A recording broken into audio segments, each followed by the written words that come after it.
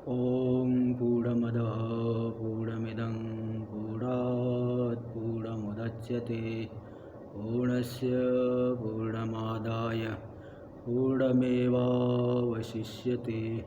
ॐ शान्ति शान्ति शान्तिः। ॐ शङ्करं शङ्कराचार्यं केशवं बादरायणं सूत्रभाष्यकृतौ वन्दे भगवन्तौ पुनः पुनः। ईश्वरो गुरुरात्मेति मूर्तिभेदविभागिने व्योमवद्व्याप्तदेहाय दक्षिणामूर्तये नमः। ॐ शान्ति शान्ति शान्तिः। वेदांत के प्रकरण ग्रंथ विवेक चूड़ामणि पर हम लोग विचार कर रहे हैं। इसमें 3 श्लोक तक का विचार हो चुका है।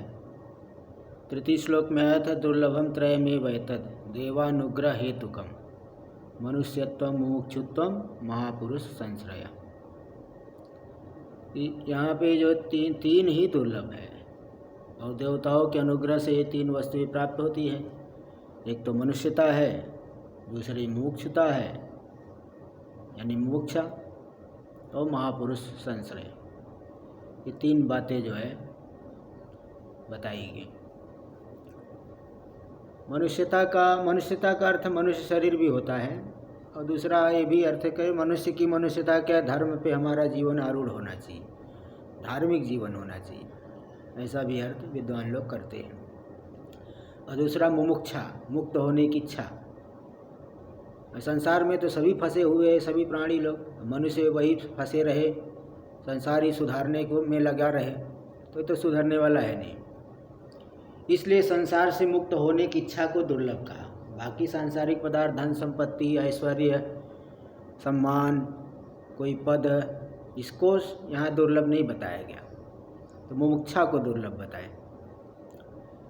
तो महापुरुष संश्रय, और महापुरुषों की का संश्रय, उनकी जो है सन्निधि मिले, हमें आश्रय में ले ले, जैसे हम भी उनके समान उन्हीं के रास्ते पे चले। ते जो है 3 दुर्लभ बताए। अब यहाँ शंका हो रही, भाई दुर्लभ है तो क्या हो गया? ऐसे तो बहुत सी दुर्लभ चीज़ें होती है, तब है करे क्या? दुर्लभ है तो क्या हुआ? दुर्लभ है तो इसलिए बता रहे कि इसको प्राप्त करने के लिए, तत्व को प्राप्त करने के लिए ही प्रयत्नशील होना चाहिए। इसलिए 4th श्लोक आ रहा है। लब्ध्वा कथंचित् नरदं जन्म दुर्लभं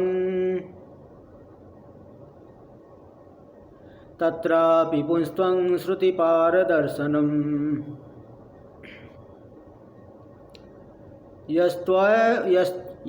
यस्त्वात्ममुक्त्यै नयतेत मूढधीः स आत्मः स्वं विनिहन्त्य सद्ग्रहात्। देखिए, लब्ध्वा कथंचित नरजन्म दुर्लभम, किसी एन केन प्रकारेण, कथंचित काकतालीय न्याय से, है ना। अब बताइए 84 लाख योनियाँ हैं, और मनुष्य का शरीर क्यों ही मिला, अन्य शरीर क्यों नहीं मिला? ये काकतालीय न्याय के कौआ बैठा और तुरंत जो है ताड़ का वृक्ष गिरा, ताल का फल गिरा, अथवा उसकी एक शाखा गिर गई, तुरंत उसके सिर पे गिरी, बेचारा मर गया। कौआ तो बड़ा चतुर होता है, आप पत्थर उठाओगे ऐसे तभी भाग जाएगा। लेकिन वहाँ कैसा संयोग बना कि जैसे वो बैठ रहा है वैसे वो ताल का फल गिरा उसके सिर के ऊपर और मर गया। तो ऐसा एक संयोग है ना, एक दुर्लभ संयोग। इसी प्रकार कथनचित एक ऐसा जो है दुर्लभ संयोग हुआ, ऐसे हमारे पुण्य पाप कर्म मिश्रित जग गए कि परमात्मा ने हम उसके उन कर्मों के आधार पे हमें मनुष्य शरीर दे दिया। तत्रापि पुंस्त्वम, उसमें भी पुरुष शरीर मिला तो और अधिक सुविधा है। पुरुष शरीर मिला तो और अधिक सुविधा है। यद्यपि आजकल तो माताएं भी जो है कोई कम नहीं है, बराबरी पे चल रही है, तो चलिए कोई नहीं, मनुष्य शरीर, पुरुष शरीर हो स्त्री शरीर, लेकिन पुरुष शरीर में थोड़ी सी सुविधा ज़्यादा है, थोड़ा उसमें मोह आदि कम रहता है, इसलिए विवेक शक्ति ज़्यादा होती है। तो इसमें तत्रापि पुंस्त्वम, उस मनुष्य जन्म में भी पुरुष शरीर मिला। श्रुति पार दर्शनम, श्रुतियों का जो पार है परब्रह्म, श्रुतीनां पारं परब्रह्म, तस्य दर्शनम यस्मिन् यस्मिन् पुंस्त्वे पुरुष शरीरे नर जन्मनि, जिस मनुष्य शरीर में श्रुतियों का पार जो परब्रह्म है उसका दर्शन होने की संभावना है। परब्रह्म का दर्शन इसी शरीर में हो सकता है। कुल मिला के संक्षेप में कहा जाए तो विचार चातुर्य, विचार करने की चतुराई, ये मनुष्य शरीर में, मनुष्य जो है अपना ज्ञान आगे वाले को दे करके आगे वाला उसको बढ़ा सकता है। अन्य पशु पक्षी में भी वो ज्ञान आगे वाले को तो देते हैं। जैसे आप जो है ये सुने होंगे अथवा देख भी सकते हैं, आजकल तो वीडियो ये सब आता है कि शेरनी भी वो अपने बच्चे को सिखाती है कि कैसे शिकार करना है, कैसे जो है बचना है, सब लड़ना सिखाती, सब सिखाती है। तो जो है ये तो मतलब ये अपना ज्ञान आगे वाले को देने की कला तो सभी में है, किंतु उस ज्ञान को बढ़ाने की कला नहीं है। जैसे चिड़िया पहले 5000 वर्ष पहले जैसा घोंसला बनाती थी, आज की चिड़िया भी वैसे की वैसे ही घोंसला बनाती है। लेकिन आज देखिए यहाँ पे विज्ञान कितनी तरक्की कर गया, कैसी ऊंची ऊंची बिल्डिंगें बनने, पहले जो है 2-3 मंजिल की बिल्डिंग ही बनती थी, आजकल तो 100 मंजिल बिल्डिंगें बन रही है, 100 से भी ज़्यादा। और रहन सहन भी देखिए कैसा हो गया है, किस तरह से घर में ही सब चीज़, कहीं बाहर नहीं जाने की ज़रूरत।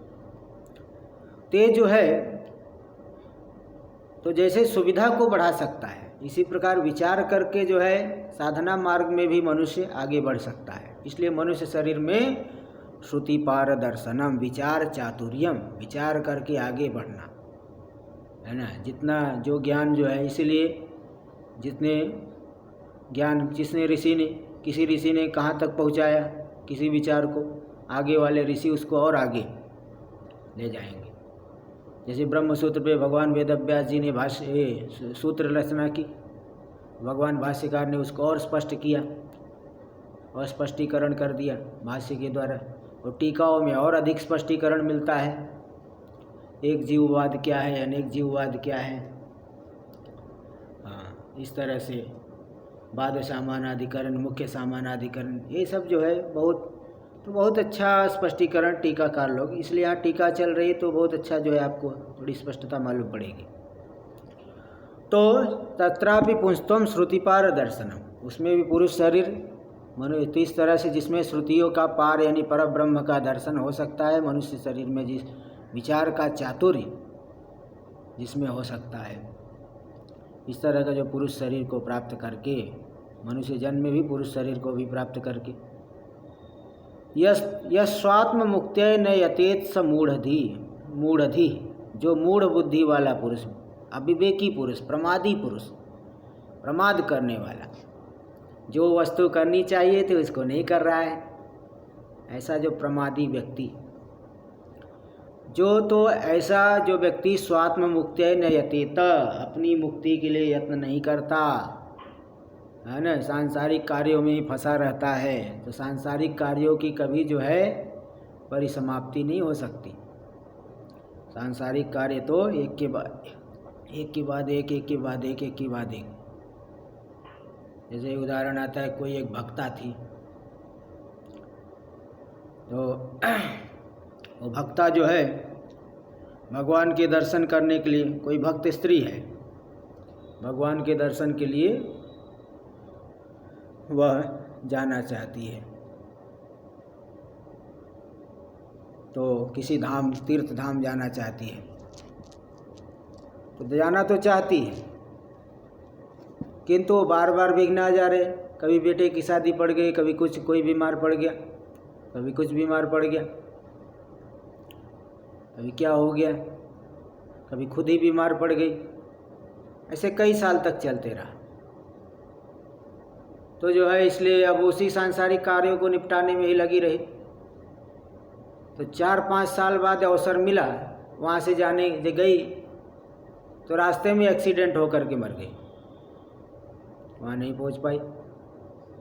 तो ऐसे जो है कुछ तो प्रमाद कर रहा है व्यक्ति, कुछ पाप कर्म है तो पाप कर्मों से भी प्रतिबंध होता है। तो नाना प्रकार के जो है, तो जो मूढ़ बुद्धि पुरुष, अविवेकी पुरुष अपनी मुक्ति के लिए प्रयत्न नहीं करता है, स आत्मा, हाँ वो तो आत्मा का ही हनन, स्वयं का ही हनन कर दिया। बोले भाई आत्मा का हनन कैसे? मैंने तो शरीर का हनन सुना है। शरीर कोई जो है चाकू मार ले, कोई फांसी लगा ले, तलवार से सिर काट दे, ये शरीर का हनन तो सुना हूँ, आत्मा का हनन तो नहीं सुना हूँ। तो यहाँ आत्मा का हनन करने का मतलब है जो विद्यमान आत्मा है उसका तिरस्कार कर देना, विद्यमान के समान जानना। आत्मा परमानंद स्वरूप है, उसको आप सुखी दुखी मान रहे हो, संसारी मान रहे हो, जीने मरने वाले मान रहे हो, परिच्छिन्न मान रहे हो, अभावग्रस्त मान रहे हो, रोगी मानते हो, यही आत्मा का हनन है। इसको छोड़ करके दूसरा कोई आत्मा का हनन नहीं है। तो विद्यमान आत्मा का भी तिरस्कार कर देना, यही आत्मा का हनन है यहाँ पे। तो स्वयं विनिहंत्य असद्ग्रहात्, ऐसा पुरुष अपनी हत्या कर लेता है असद्ग्रहात्, असद पदार्थों में, मिथ्या पदार्थों में आस्था करके, मिथ्या पदार्थों में आस्था करके स्वयं अपनी हिंसा कर रहा है, अपना ही विनाश कर रहा है। अब बताओ कैसे कल्याण होगा?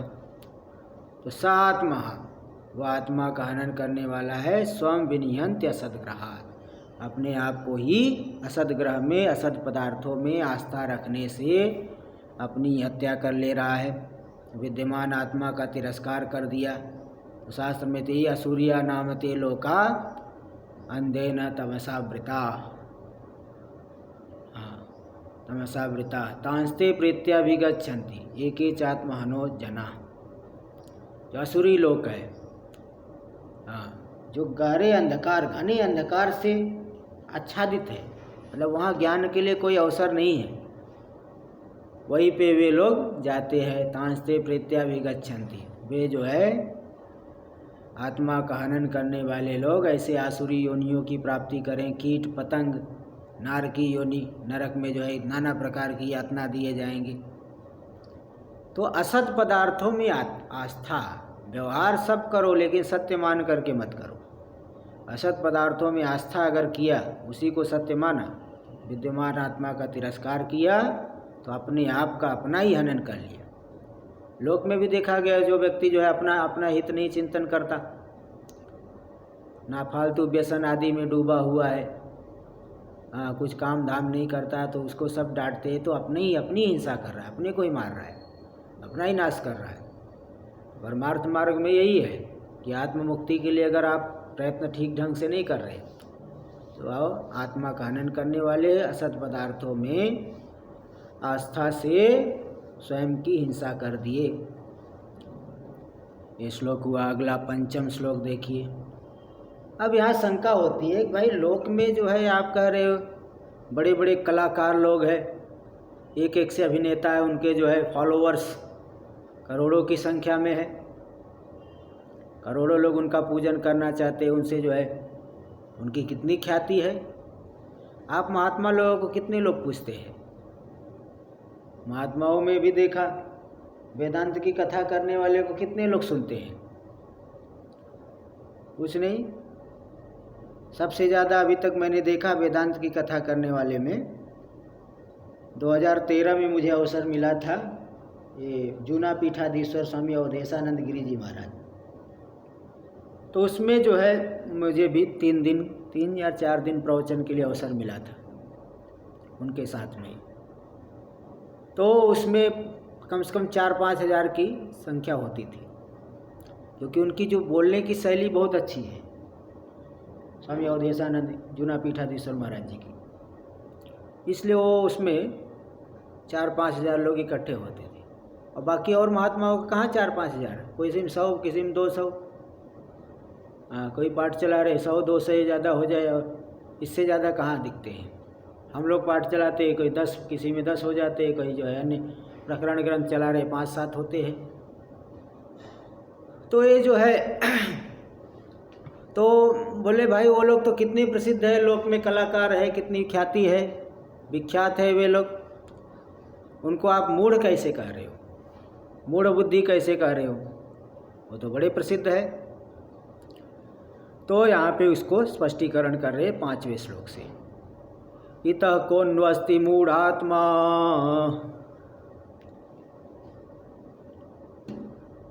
यस्तु स्वार्थे प्रमाद्यति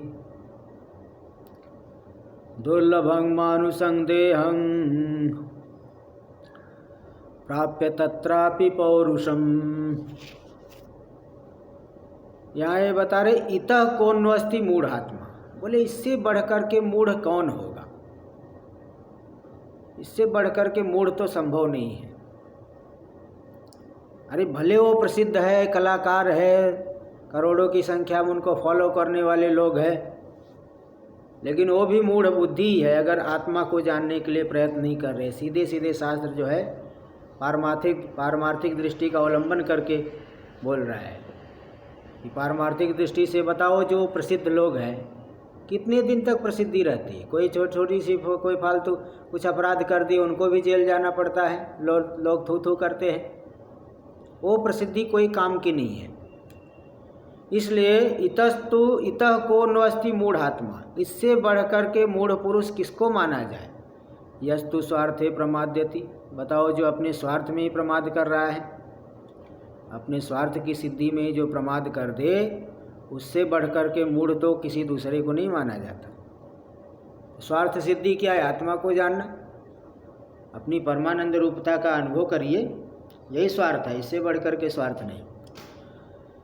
हाँ, सबसे बड़ा अर्थ यही है। उदर पोषण तो सभी कर लेते, तोता भी कितना कुशल होता है कि तोता देखो उदर पोषण के लिए वो जैसा मालिक सिखाएगा वही बोलता है, राम राम बोलवाएगा राम राम बोलेंगे, कुछ भी बोलेगा तोता। नर्मदा किनारे एक बार परिक्रमा में ही किसी गांव में किसी घर के सामने हम लोग गए भिक्षा के लिए, तो वहाँ तोता जो है पिंजरा लटका हुआ था और तोता बोल रहा है, भाभी भाभी मेहमान आए हैं, भाभी भाभी मेहमान आए हैं, ऐसा बोल रहे हैं, तोता बोला। हम लोग बोले देखो कितना जो है सीखा हुआ है। तो भाई उदर पोषण में तो तोता भी कुशल होता है ना। चतुराई सोई भली जो स्वरूप ले चीन, हाँ चतुराई वही सबसे भली है।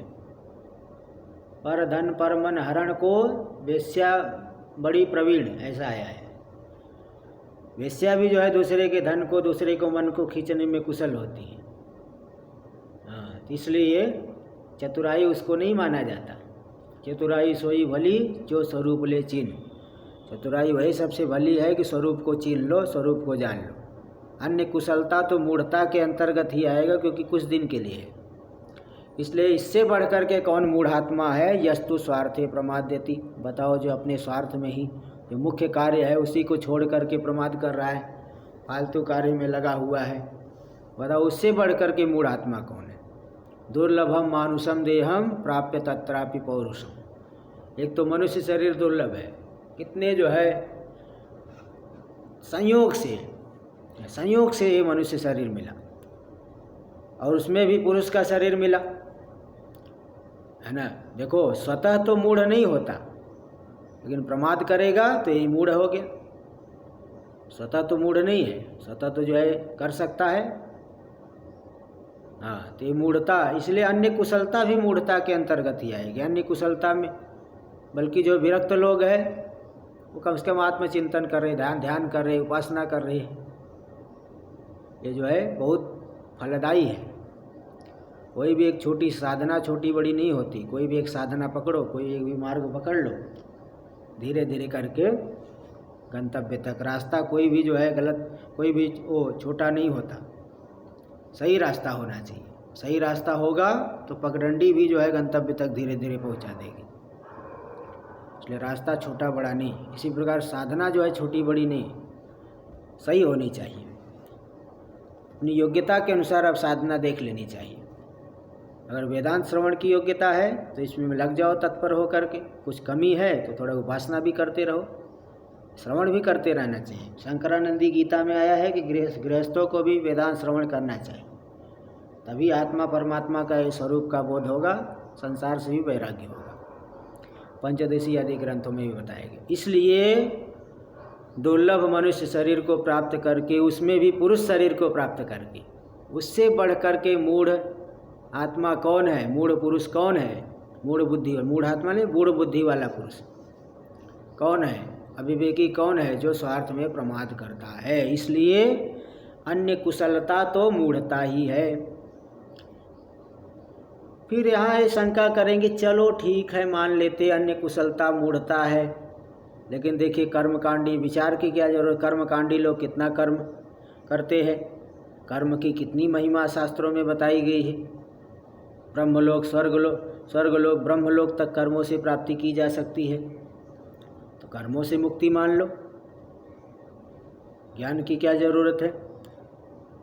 हाँ, कुछ लोग योग दर्शन वाले कहेंगे योग करो, ध्यान करो, योग चित्त वृत्ति निरोधः। योग क्या है? चित्त की वृत्तियों का निरोध करना। चित्त की वृत्तियाँ जो है 5 प्रकार की वृत्ति होती है, प्रमाण, विपर्य, विकल्प, निद्रा, स्मृतयः। एक तो प्रमाण वृत्ति होती है, जैसे हम पदार्थों को जान रहे, घट ज्ञान, पट ज्ञान, प्रत्यक्ष प्रमाण वृत्ति, अनुमान ज्ञान, शब्द ज्ञान, विपर्य ज्ञान, तो प्रत्यक्ष ज्ञान ये सब हो गए। विपरीत ज्ञान भ्रांति हो गई। विकल्प ज्ञान, जैसे देखो वंध्यापुत्र आ रहा है, ऐसा हम कहें तो ऐसा लग रहा है कोई आ रहा है, लेकिन है नहीं, ये बोले विकल्प वृत्ति। ये वृत्ति प्रमाण वृत्ति, विपर्य वृत्ति, विकल्प वृत्ति, और एक निद्रा वृत्ति है ना। जागृत और स्वप्न के प्रत्यय के अभाव को, जागृत और स्वप्न के ज्ञान के अभाव को विषय करने वाली वृत्ति। मैंने कुछ नहीं जाना, मैं सुखपूर्वक सोया, ये निद्रा वृत्ति, ऐसा योग दर्शन में। और स्मृति को तो जानते ही, बोले 5 वृत्तियाँ हैं, तो ध्यान करके, योग साधना करके इन 5 वृत्तियों का निरोध कर देना, योग चित्त वृत्ति निरोधः। इसलिए ते जो है योग से भी मुक्ति मिल सकती है। कुछ लोग जो उपासना को मानने वाले हैं, उपासक लोग कहते अर्चत प्रिय मेधासो अर्चत, हे बुद्धिमानो अर्चन करो, उपासना करो, उससे तुम्हें मुक्ति मिल जाएगी। और कुछ विद्वान लोग, कुछ लोग कहते नहीं, गुरु के अनुग्रह से मुक्ति मिलेगी, गुरु जी जो चाहे दे सकते हैं, गुरु का अनुग्रह ही श्रेष्ठ है, इसलिए अपना कुछ नहीं। कई लोग तो काल से ही बोले भाग्य में होगा तो हो जाएगा, प्रारब्ध में होगा तो मुक्ति हो जाएगी। कुछ लोग कहते स्वाध्याय से मुक्ति मिलेगी, तमेतम वेदानुवचनेन ब्राह्मणा विविधिसन्ति यज्ञेन दानेन तपसा नासकेन। उसी आत्मा को वेद के अनुवचन, स्वाध्याय के द्वारा, यज्ञ के द्वारा, दान के द्वारा, तप के द्वारा, ज़्यादा दान देने वाले यही सोचते दान से ही हो जाएगा। राजा श्रुति की कथा तो प्रसिद्ध है, दान से तो देवता प्रसन्न होकर के वातावरण तैयार कर देंगे, क्योंकि केवल दान से ही मुक्ति नहीं, वातावरण जरूर बन जाएगा, देवता लोग अनुग्रह करेंगे। तो दान से ही कोई सोचे मुक्ति हो, उपवास करने से ही मुक्ति हो जाए, ऐसे कई लोग कहते थे अलग अलग प्रमाण देख करके। तो भाई जब इतने साधन है तो संशय हो गया कि कौन सा आखिर मुक्ति का साधन है। निस्संदेह प्रवृत्ति नहीं हो पाएगी, संशय हो जाने से निस्संदेह प्रवृत्ति नहीं होती, संशयात्मा विनश्यति। और दूसरी बात यह है कि कर्मकांडी मूढ़ कैसे बताओ, वो तो शास्त्र की आज्ञा का पालन कर रहा है, शास्त्र में अनेक फल कर्मों का बताए, तब ये सब कर्म से मुक्ति हो जाए अथवा इन साधनों के द्वारा भी मुक्ति हो सकती है, तो संशय से प्रवृत्ति हो कि नहीं पाएगी।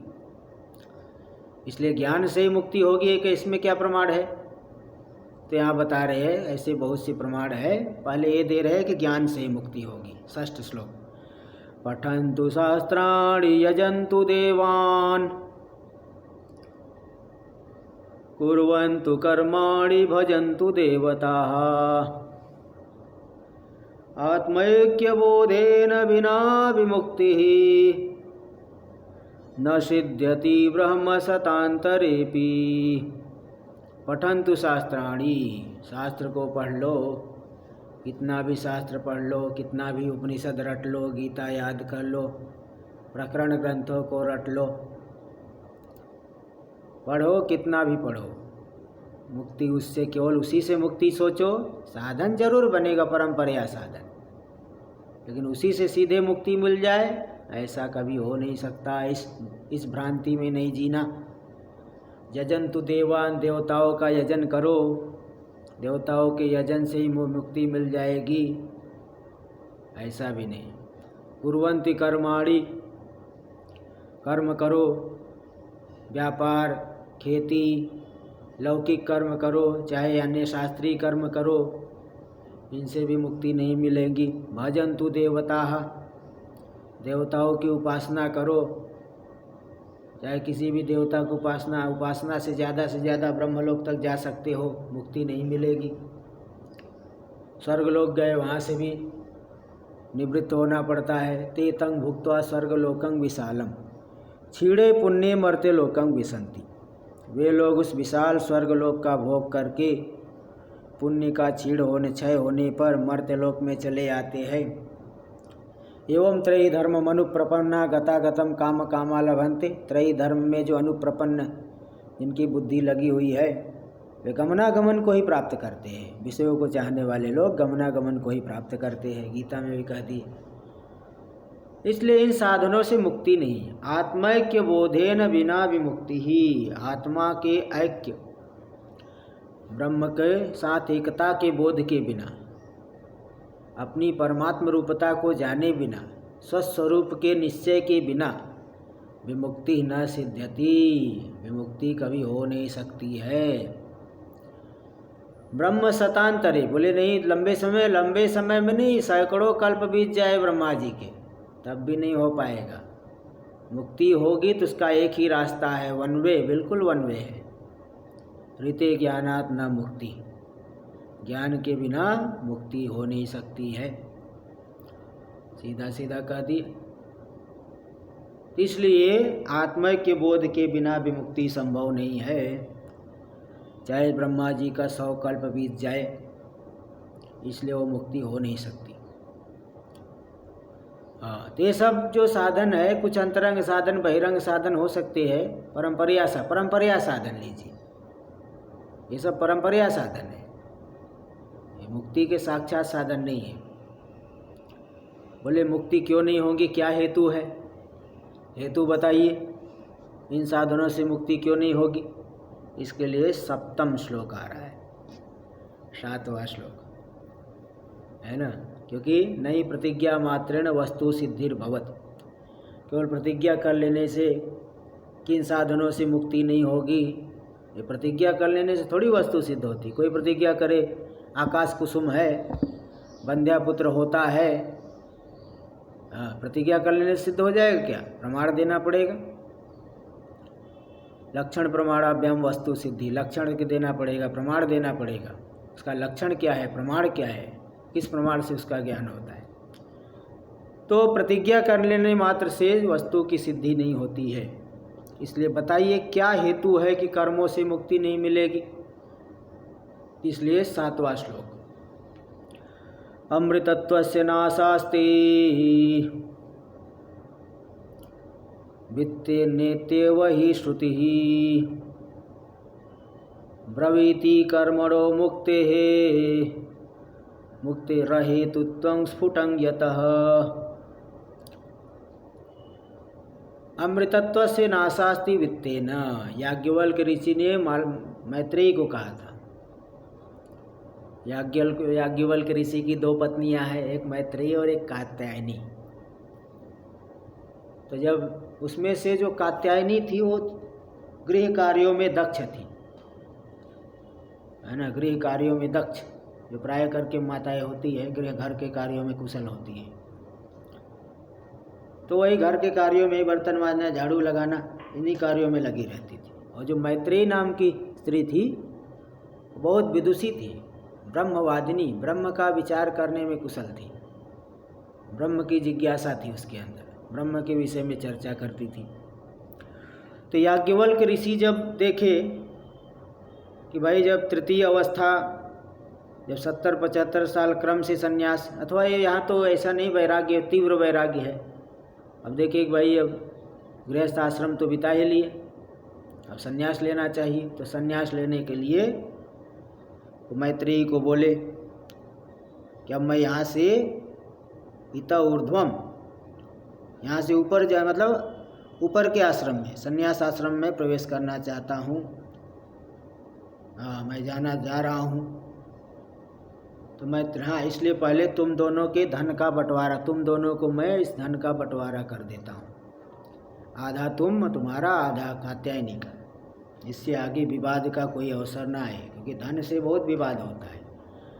धन को लेकर के तो पिता पुत्र में भी विवाद हो जाता है, गुरु शिष्य में भी ऐसा, मतलब जो विवेकी लोग नहीं है तो चाहे कोई भी हो, धन को लेके विवाद ऐसा सुना गया है।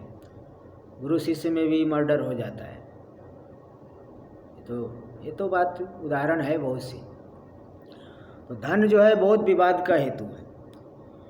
इसलिए याज्ञवल्क्य ऋषि बोले कि तुम दोनों को मैं जो संपत्ति है उसका बंटवारा करके फिर जाना चाहता हूँ। तो मैत्रेयी ने कहा कि जो आप वित्त मुझे देना चाहते हो, इससे क्या मैं अमृत हो जाऊंगी? क्या मैं अमृतत्व को प्राप्त कर लूँगी वित्त से? तो बस वहीं पे उन्होंने कहा अमृतत्वस्य नाशास्ति वित्तेन। हाँ, अमृतत्व की, वित्त से अमृतत्व की आशा नहीं है, आशा नहीं करना।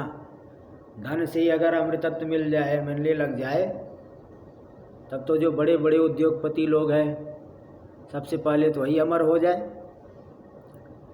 धन से अमृतत्व की आशा नहीं करना।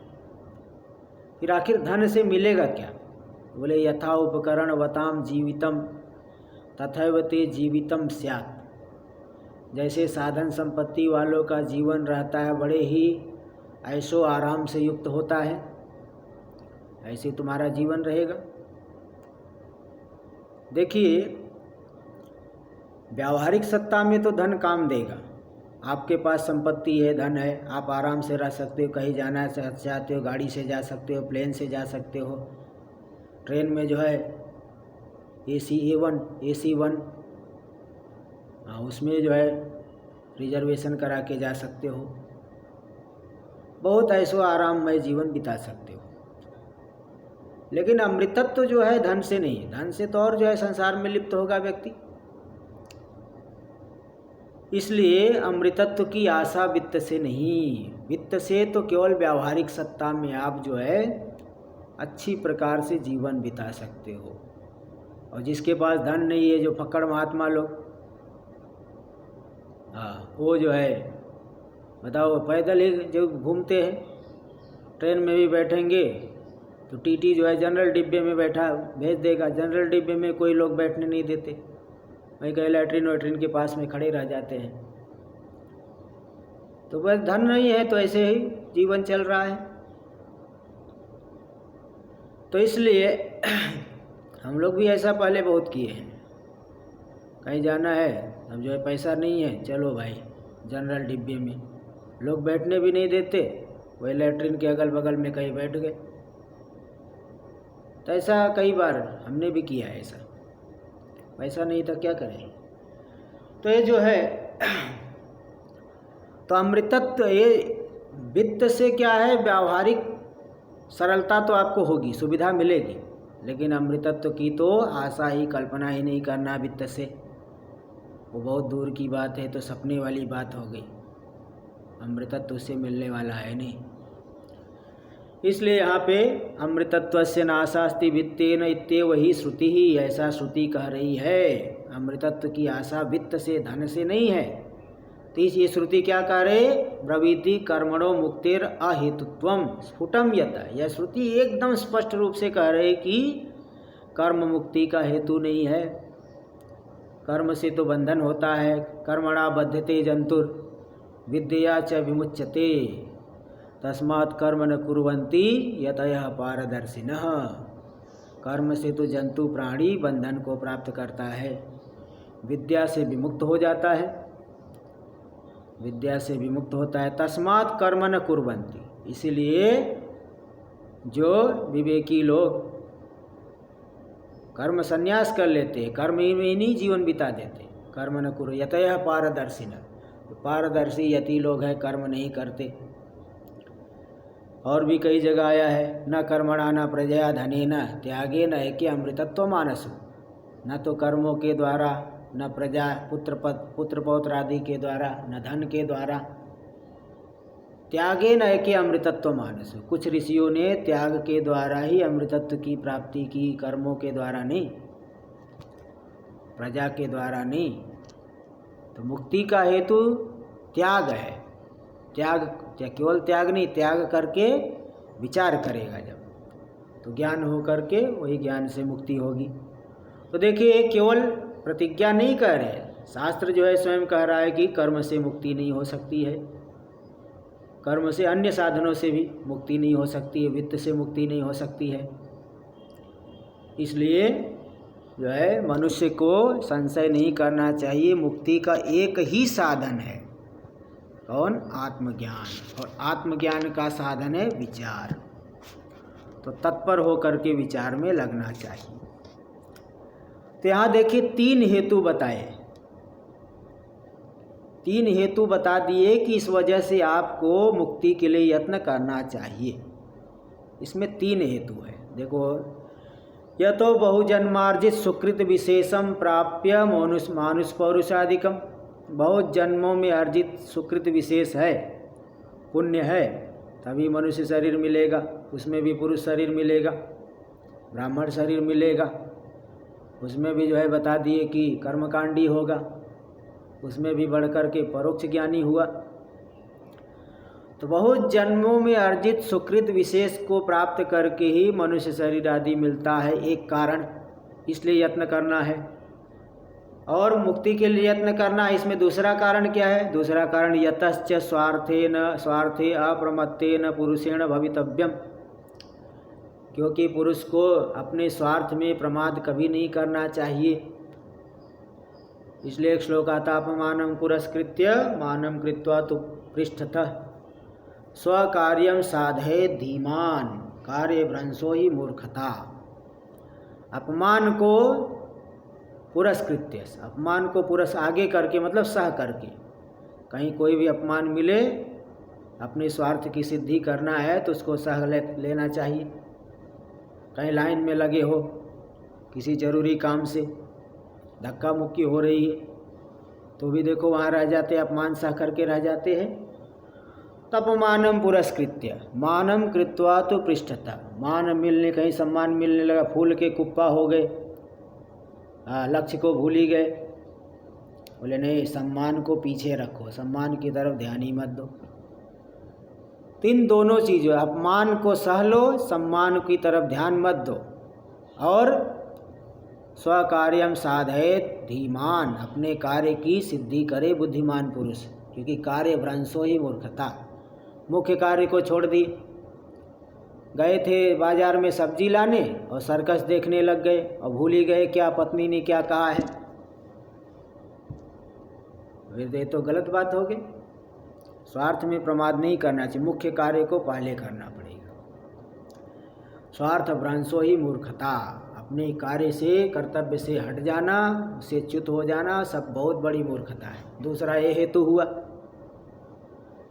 दूसरा हेतु दे दिए कि स्वार्थ में प्रमाद नहीं करना चाहिए। तीसरा हेतु दे रहे, यतश्च आत्यंतिक दुख निवृत्ति निरतिशय सुख रूप मोक्ष आत्मैक्य बोधेन विना कर्मकांडाध्ययन तद अनुष्ठान आदि रूप कर्म कलापेन साक्षात न आविर्भवति।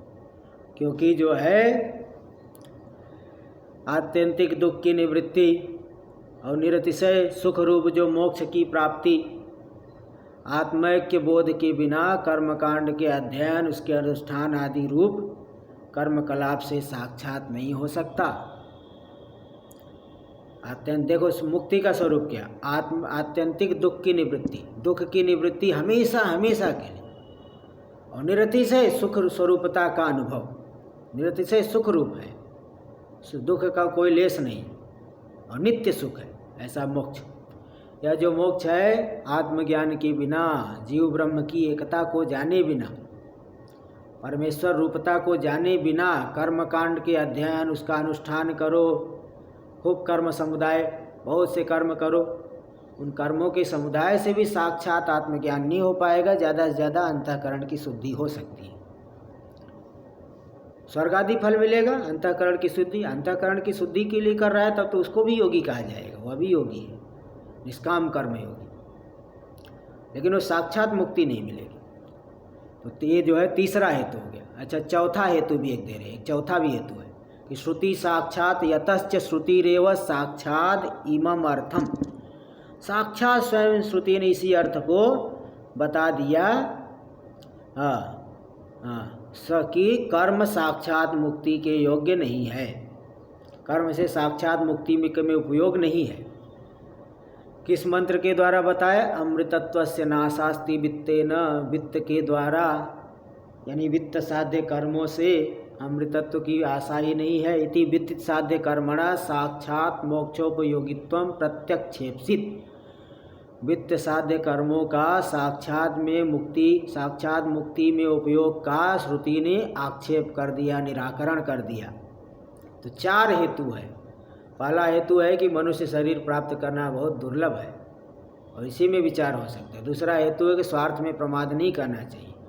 तीसरा हेतु है कि मुक्ति जो है कर्म समुदाय से हो नहीं सकती है, क्योंकि स्वयं श्रुति ने जो है अमृतत्व से नाशास्ति वित्तेन, इसके द्वारा वो आक्षेप किया है, कर्म में मुक्ति की उपयोगिता का आक्षेप किया है। सीधे मुक्ति साक्षात मुक्ति का उपयोगी नहीं है, परंपरा तो है, साक्षात नहीं है। इसलिए विद्वान को मुक्ति के लिए यत्न करना चाहिए। अब इस बात को अगले श्लोक में बता रहे हैं। अतो विमुक्त्यै प्रयतेत विद्वान् संन्यस्त बाह्यार्थ सुख स्पृह सन् संतं महान्तं समुपेत्य देशिकं तेनोपदिष्टार्थ समाहितात्मा। अतो, क्योंकि तीन कारण बता दिए है ना, तीन कारण। चौथा कारण तो यही इसी में स्पष्टीकरण किया गया कि कर्म मुक्ति का श्रुति प्रमाण दिए, कर्म मुक्ति का हेतु ने तीन कारण यहाँ दिए। क्योंकि तीन कारण है इसलिए मुक्ति के लिए प्रयत्न। अतो विमुक्ते प्रयतेत विद्वान, विद्वान पुरुष, विवेकी पुरुष मुक्ति के लिए प्रयत्न करे। कैसे प्रयत्न करे? क्या कुल्हाड़ी लेकर के लकड़ी काटेगा? लकड़ी नहीं काटना यहाँ। संन्यस्त बाह्यार्थ सुख स्पृह सन, बाह्य विषयों से सुख की तृष्णा को छोड़ करके, बाह्य विषयों में जिस जीवन पर्यंत सुख की आशा करके घूम रहे हो, मैं सुखी हो जाऊंगा, सुखी हो जाऊंगा, उस आशा का परित्याग करके फिर क्या करेगा? संतं महांतं समुपेत्य देशिकम, जो संत पुरुष है, सज्जन है, सद्ब्रह्म के साथ अभेद को जानने वाले, महानतम महान जो है, अपरिच्छिन्न आत्मा को जानने वाले हैं, ऐसे देशिकम, देशिक यानी उपदेष्टा गुरु। कोई मौनी बाबा के पास नहीं जाना है, सिर हिला हिला करके आपको ही परेशान कर देंगे। उपदेशिक के पास जाना है। दिशति उपदिशति तत्वमिति देशिकः, जो तत्व का उपदेश करने वाले गुरु हैं। भव शंकर देशिक में शरणम, प्रतिदिन जो है कुछ लोग पाठ करते हैं तोटकाष्टकम। तो इसमें देखो तो देशिक यानी उपदेष्टा गुरु, उनके पास जा करके तेनोपदिष्टार्थ समाहितात्मा, उनके द्वारा उपदिष्ट अर्थ में चित्त को समाहित करके इस तरह से यत्न करना है। टीका में देखिए, विद्वान इति नित्यानित्य विवेकी कथिता। विद्वान का अर्थ है नित्यानित्य विवेकी। नित्य क्या है, नित्य क्या, इनको जाने। ये ही संस्पर्शजा भोगा दुख योनय एवते आद्यंतवंतः कौन्तेय न तेषु रमते बुधा। जो संस्पर्श इंद्रिय संयोग, इंद्रियों और विषयों के संयोग से जनित जो भोग है, सुख का अनुभव, बोले वो तो दुख के ही कारण है। क्योंकि आद्यंतवंतः कौन्तेय, आदि अंत वाले हैं। वो जो है स्वतंत्र सुख नहीं, पराधीन सुख है। पहली बात तो इंद्रियां ठीक होनी चाहिए। दूसरी बात, किसी को कोई बहुत पहलवान है तो भी खाने को लाले पड़े हुए हैं। हाँ, और तीसरी बात जो है उससे वासना ही बढ़ेगी, अनित्य ही सुख मिलेगा। तो ये आदि अंत वाले नाना प्रकार के पराधीन सुख है, पराधीन सुख नहीं चाहिए। स्वतंत्र सुख